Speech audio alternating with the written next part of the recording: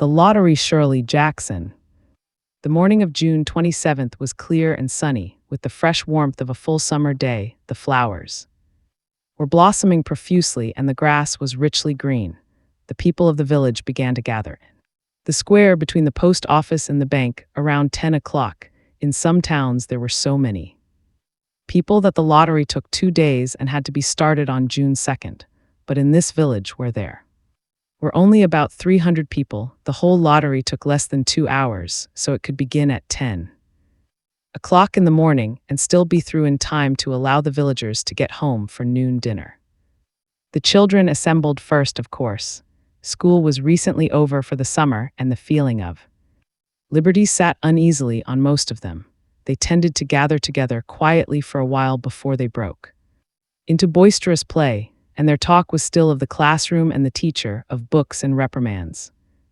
Bobby Martin had already stuffed his pockets full of stones, and the other boys soon followed his example, selecting the smoothest and roundest stones. Bobby and Harry Jones and Dickie Delacroix, the villagers pronounced this name, Delacroix, eventually made a great pile of stones in one corner of the square and guarded it against the raids of the other boys. The girls stood aside, talking among themselves, looking over their shoulders at rolled in the dust, or clung to the hands of their older brothers or sisters. Soon the men began to gather, surveying their own children, speaking of planting and rain, tractors and taxes. They stood together, away from the pile of stones in the corner, and their jokes were quiet and they smiled rather than laughed. The women, wearing faded house dresses and sweaters, came shortly after. Their menfolk, they greeted one another and exchanged bits of gossip as they went to join their husbands. Soon the women, standing by their husbands, began to call to their children, and the children came, reluctantly having to be called 4 or 5 times.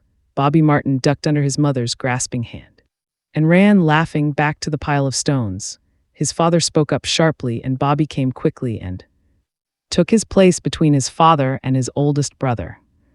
The lottery was conducted as were the square dances, the teen club, the Halloween program by Mr. Summers, who had time and energy to devote to civic activities. He was a round-faced, jovial man, and he ran the coal business, and people were sorry for him, because he had no children and his wife was a scold. When he arrived in the square, carrying the black wooden box, there was a murmur of conversation among the villagers, and he waved and called, "Little late today, folks." The postmaster, Mr. Graves, followed him, carrying a 3-legged stool, and the stool was put in the center of the square, and Mr. Summers set the black box down on it. The villagers kept their distance, leaving a space between themselves and the stool, and when Mr. Summers said, "Some of you fellows want to give me a hand," there was a hesitation before 2 men. Mr. Martin and his oldest son, Baxter, came forward to hold the box steady on the stool, while Mr. Summers stirred up the papers inside it. The original paraphernalia for the lottery had been lost long ago, and the black box now resting on the stool had been put into use even before Old Man Warner, the oldest man in town, was born. Mr. Summers spoke frequently to the villagers about making a new box, but no one liked to upset even as much tradition as was represented by the black box. There was a story that the present box had been made with some pieces of the box that had preceded it, the one that had been constructed when the first people settled down to make a village here. Every year after the lottery, Mr. Summers began talking again about a new box, but every year the subject was allowed to fade off without anything's being done. File//users/carolinsigular/desktop/lottery HTML 1 of 8 1/23/2005-758-04 the lottery Shirley Jackson. The black box grew shabbier each year. By now it was no longer completely black but splintered badly along one side to show the original wood color, and in some places faded or stained. Mr. Martin and his oldest son, Baxter, held the black box securely on the stool until Mr. Summers had stirred the papers thoroughly with his hand. Because so much of the ritual had been forgotten or discarded, Mr. Summers had been successful in having slips of paper substituted for the chips of wood that had been used for generations. Chips of wood, Mr. Summers had argued, had been all very well when the village was tiny, but now that the population was more than 300 and likely to keep on growing, it was necessary to use something that would fit more easily into his black box. The night before the lottery, Mr. Summers and Mr. Graves made up the slips of paper and put them in the box, and it was then taken to the safe of Mr. Summers' coal company and locked up until Mr. Summers was ready to take it to the square next morning. The rest of the year the box was put away, sometimes one place, sometimes another. It had spent 1 year in Mr. Graves's barn and another year underfoot in the post office, and sometimes it was set on a shelf in the Martin grocery and left there. There was a great deal of fussing to be done before Mr. Summers declared the lottery open. There were the lists to make up of heads of families, heads of households in each family, members of each household in each family. There was the proper swearing in of Mr. Summers by the postmaster as the official of the lottery. At one time, some people remembered there had been a recital of some sort, performed by the official of the lottery, a perfunctory, tuneless chant that had been rattled off duly each year. Some people believed that the official of the lottery used to stand just so when he said or sang it. Others believed that he was supposed to walk among the people, but years and years ago this P3RT of the ritual had been allowed to lapse. There had been also a ritual salute which the official of the lottery had to use in addressing each person who came up to draw from the box, but this also had changed with time. Until now it was felt necessary only for the official to speak to each person approaching. Mr. Summers was very good at all this, in his clean white shirt and blue jeans, with one hand resting carelessly on the black box. He seemed very proper and important as he talked interminably to Mr. Graves and the Martins. Just as Mr. Summers finally left off talking and turned to the assembled villagers, Mrs. Hutchinson came hurriedly along the path to the square, her sweater thrown over her shoulders, and slid into place in the back of the crowd. "Clean forgot what day it was," she said to Mrs. Delacroix, who stood next to her, and they both laughed softly. "Thought my old man was out back stacking wood," Mrs. Hutchinson went on. "And then I looked out the window and the kids was gone, and then I remembered it was the 25th and came a-running." She dried her hands on her apron, and Mrs. Delacroix said, "You're in time, though they're still talking away up there."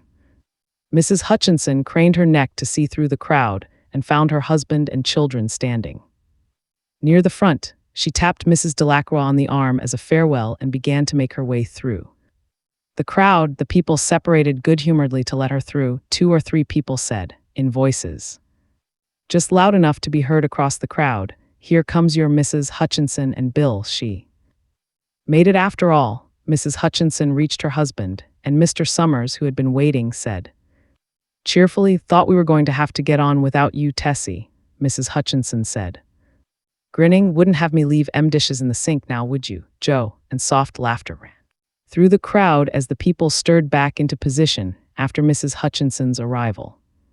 "Well now," Mr. Summers said soberly, "guess we better get started, get this over with so's we can go back to work. Anybody ain't here. Files//users/carolinsigular/desktop/lottery HTML 2 of 8 1/23/2005 758/04 am the lottery Shirley Jackson. Dunbar, several people said. Dunbar. Mr. Summers consulted his list. "Clyde Dunbar," he said. "That's right, he's broke his leg, hasn't he?" "Who's drawing for him?" "Me, I guess," a woman said, and Mr. Summers turned to look at her. "Wife draws for her husband," Mr. Summers said. "Don't you have a grown boy to do it for you, Janie?" Although Mr. Summers and everyone else in the village knew the answer perfectly well, it was the business of the official of the lottery to ask such questions formally. Mr. Summers waited with an expression of polite interest while Mrs. Dunbar answered.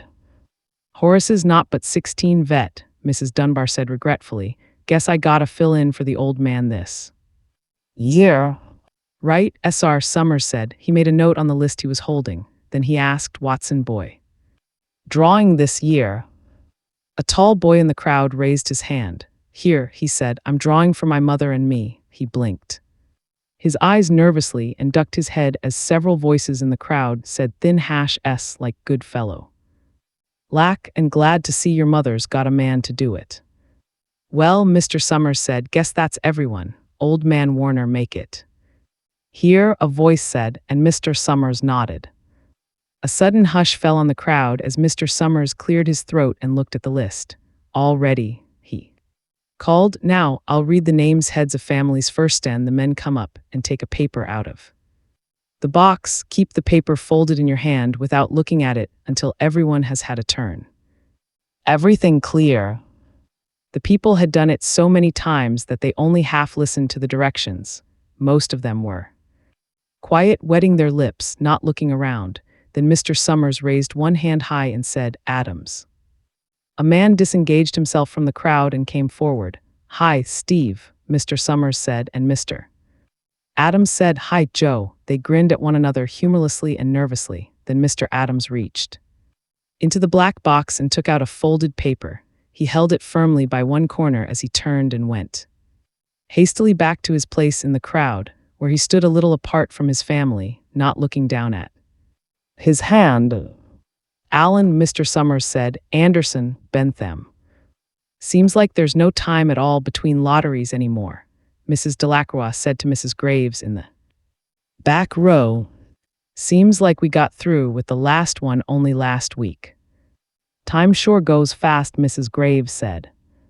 Files//users/carolinsigler/desktop/lottery, HTML 3 of 8, 1/23/2005-758-04. I'm the lottery, Shirley Jackson.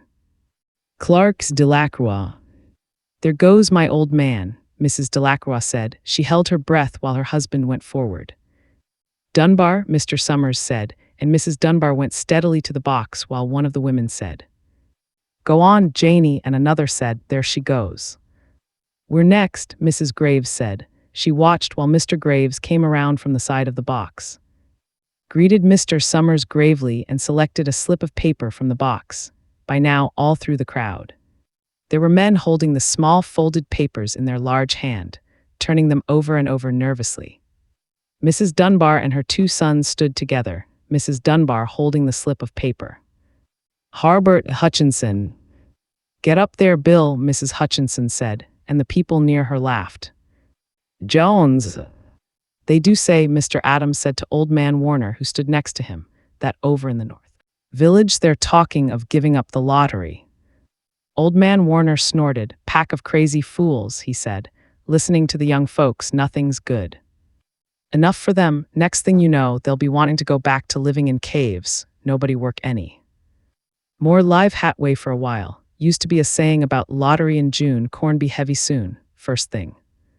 You know, we'd all be eating stewed chickweed and acorns. There's always been a lottery, he added petulantly, bad enough to see young Joe Summers up there joking with everybody. Some places have already quit lotteries, Mrs. Adams said. Nothing but trouble in that, old man Warner said stoutly. Pack of young fools. Martin and Bobby Martin watched his father go forward. Overdyke, Percy. I wish they'd hurry, Mrs. Dunbar said to her older son. I wish they'd hurry. They're almost through, her son said. You get ready to run, tell Dad, Mrs. Dunbar said. Mr. Summers called his own name and then stepped forward precisely and selected a slip from the box. Then he called, Warner. 77th year I've been in the lottery, old man Warner said as he went through the crowd. 77th time. Files//users/carolinsigler/desktop/lottery, HTML 4 of 8, 1/23/2005-758-04. I'm the lottery, Shirley Jackson. Watson, the tall boy, came awkwardly through the crowd. Someone said, Don't be nervous, Jack, and Mr. Summers said, Take your time, son. Zanini. After that, there was a long pause, a breathless pause, until Mr. Summers, holding his slip of paper in the air, said, All right, fellows. For a minute, no one moved, and then all the slips of paper were opened. Suddenly, all the women began to speak at once, saving, Who is it? Who's got it? Is it the Dunbars? Is it the Watsons? Then the voices began to say, It's Hutchinson, it's Bill. Hutchinson's got it. Go tell your father, Mrs. Dunbar said to her older son. People began to look around to see the Hutchinsons. Bill Hutchinson was standing quiet, staring down at the paper in his hand. Suddenly, Tessie Hutchinson shouted to Mr. Summers, "You didn't give him time enough to take any paper he wanted. I saw you, it wasn't fair." "Be a good sport, Tessie," Mrs. Delacroix called, and Mrs. Graves said, "All of us took the same chance." "Shut up, Tessie," Bill Hutchinson said. "Well, everyone," Mr. Summers said, "that was done pretty fast, and now we've got to be hurrying a little more to get done in time." He consulted his next list. "Bill," he said, "you draw for the Hutchinson family. You got any other households in the Hutchinsons?" "There's Dawn and Eva," Mrs. Hutchinson yelled. "Make them take their chance." "Daughters draw with their husbands' families, Tessie," Mr. Summers said gently. "You know that as well as anyone else." "It wasn't fair," Tessie said. "I guess not, Joe," Bill Hutchinson said regretfully. "My daughter draws with her husband's family, that's only fair, and I've got no other family except the kids." "Then as far as drawing for families is concerned, it's you," Mr. Summers said in explanation, "and as far as drawing for households is concerned, that's you too, right?" "Right," Bill Hutchinson said. "How many kids, Bill?" Mr. Summers asked formally. "3," Bill Hutchinson said. "There's Bill, Jr., and Nancy, and little Dave, and Tessie and me." Files//users/carolinsigular/desktop/lottery HTML 5 of 8 1/23/2005-758-04 and the lottery Shirley Jackson. "All right then," Mr. Summers said. "Harry, you got their tickets back." Mr. Graves nodded and held up the slips of paper. "Put them in the box then," Mr. Summers directed. "Take Bill's and put it in." "I think we ought to start over," Mrs. Hutchinson said as quietly as she could. "I tell you it wasn't fair. You didn't give him time enough to choose. Everybody saw that." Mr. Graves had selected the 5 slips and put them in the box, and he dropped all the papers but those onto the ground, where the breeze caught them and lifted them off. "Listen, everybody," Mrs. Hutchinson was saying to the people around her. "Ready, Bill?" Mr. Summers asked, and Bill Hutchinson, with one quick glance around at his wife and children, nodded. "Remember," Mr. Summers said, "take the slips and keep them folded until each person has taken one. Harry's, you help little Dave." Mr. Graves took the hand of the little boy, who came willingly with him up to the box. "Take a paper out of the box, Davy," Mr. Summers said. Davy put his hand into the box and laughed. "Take just one paper," Mr. Summers said. "Harry, you hold it for him." Mr. Graves took the child's hand and removed the folded paper from the tight fist and held it while little Dave stood next to him and looked up at him wonderingly. "Nancy next," Mr. Summers said.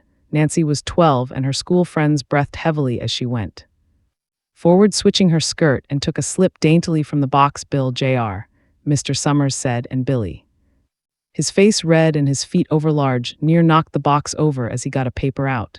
"Tessie," Mr. Summers said. She hesitated for a minute, looking around defiantly, and then set her lips and went up to the box. She snatched a paper out and held it behind her. "Bill," Mr. Summers said, and Bill Hutchinson reached into the box and felt around, bringing his hand out at last with the slip of paper in it. The crowd was quiet. A girl whispered, "I hope it's not Nancy," and the sound of the whisper reached the edges of the crowd. "It's not the way it used to be," Old Man Warner said clearly. "People ain't the way they used to be." "All right," Mr. Summers said. "Open the papers. Harry, you open little Dave's."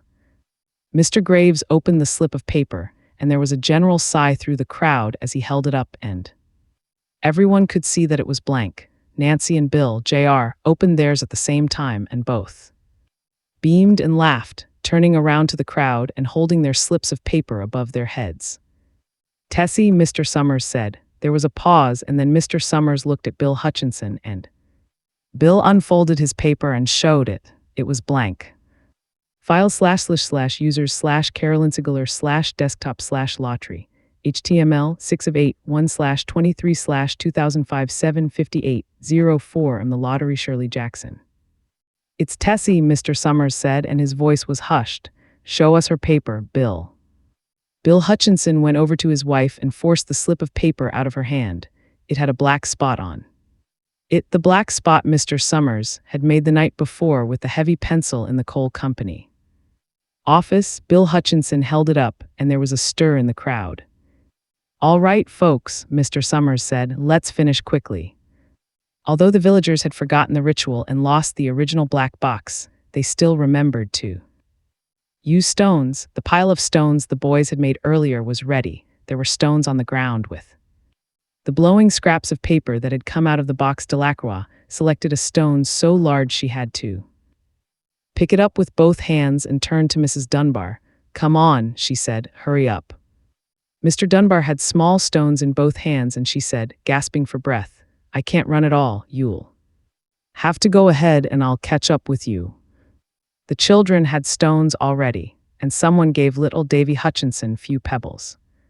Tessie Hutchinson was in the center of a cleared space by now, and she held her hands out desperately as the villagers moved in on her. "It isn't fair," she said. A stone hit her on the side of the head. "Old man." Warner was saying, come on, everyone." Steve Adams was in the front of the crowd of villagers with Mrs. Graves beside him. "It isn't fair, it isn't right," Mrs. Hutchinson screamed, and then they were upon her. Discussion questions. 1. Were you surprised by the ending of the story? If not, at what point did you know what was going to happen? How does Jackson start to foreshadow the ending in paragraphs 2 and 3? Conversely, how does Jackson lull us into thinking that this is just an ordinary story with an ordinary town? 2. Where does the story take place? In what way does the setting affect the story? Does it make you more or less likely to anticipate the ending? 3. In what ways are the characters differentiated from one another? Looking back at the story, can you see why Tessie Hutchinson is singled out as the winner? 4. What are some examples of irony in this story? For example, why might the title, the lottery, or the opening description in paragraph 1 be considered ironic? 5. Jackson gives interesting names to a number of her characters. Explain the possible allusions, irony, or symbolism of some of these. Delacroix, Graves, Summers, Bentham, Hutchinson.